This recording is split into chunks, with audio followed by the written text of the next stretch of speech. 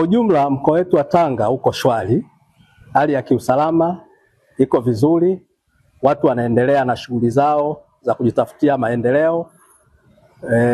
Kwa kifupi naweza nikasema mkoa uko shwari, kampeni zinaendelea vizuri, vyama mbalimbali kwa ngazi ya urais, lakini ngazi ya ubunge na udiwani wameendelea kunadi sera zao katika wilaya zetu zote 8 na hali ya kampeni iko vizuri kiusalama. Kama tunavyotambua siku ya tarehe 29 ndio siku wananchi wanakwenda kutimiza haki yao ya kidemokrasia ya kuchagua kiongozi ambaye wanamtaka. Niwatake wananchi siku hiyo wajitokeze kwa wingi mapema kwenda katika vituo vya kupigia kura na kuchagua kwa mujibu wa taratibu zilizowekwa na Tume Huru ya Uchaguzi. Niwahakikishie wananchi wa mkoa wa Tanga kwamba hali ya usalama siku hiyo itakuwa vizuri, lakini vile vile tutambue kwamba amani ya nchi yetu ni muhimu sana. Kama mnavyotambua waandishi wa habari, sasa hivi ukipita katika maeneo mbalimbali watu wanaendelea na shughuli zao, masokoni, ukienda kwa machinga pale, watu wa pikipiki na shughuli nyingine zote kama mnavyoona zinaendelea vizuri, na hii inatokana kwa sababu ya amani.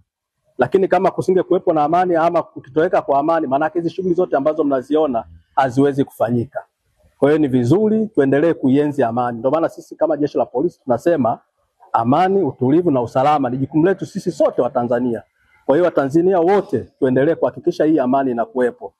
Kwa mtu yeyote ambaye anafikiri kwamba anaweza akaharibu amani ya nchi hii asijidanganye. Jeshi la polisi na vyombo vingine vya ulinzi na usalama tumejipanga vizuri kama alivyoeleza mwenyekiti wa kamati ya ulinzi na usalama kwamba sisi vyombo tuko vizuri sana kuhakikisha uchaguzi, sasa kipindi cha uchaguzi, lakini siku ya uchaguzi yenyewe na baada ya uchaguzi kwamba amani ya nchi itaendelea kutamalaki, kwa sababu tuna wivu mkubwa sana wa amani ya nchi hii. Kwa hiyo kama jeshi la polisi na vyombo vingine vya ulinzi na usalama hatutakubali kuona amani ya nchi inatoweka. Kwa hiyo niwahakikishie tu wananchi siku wasiogope, watoke waende wakapige kura. Wasiadaike na hizi taarifa ambazo wanaziona kwenye mitandao.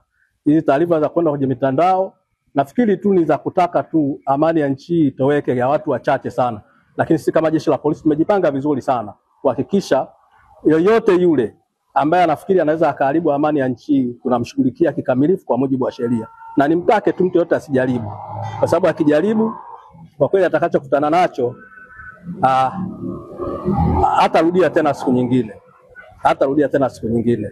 Na hawa ambao wanaendelea kuhamasisha watu waandamane, tunaendelea kuwafuatilia kupitia katika mitandao mbalimbali, katika doria mtandao, na baadhi yao tayari tumewafahamu na wengine tunawashikilia kwa kuendelea kujua nia yao ni nini, na mwisho wa siku tuwafikishe katika utaratibu wa kisheria ili sheria iweze kuchukua mkondo wao. Asanteni.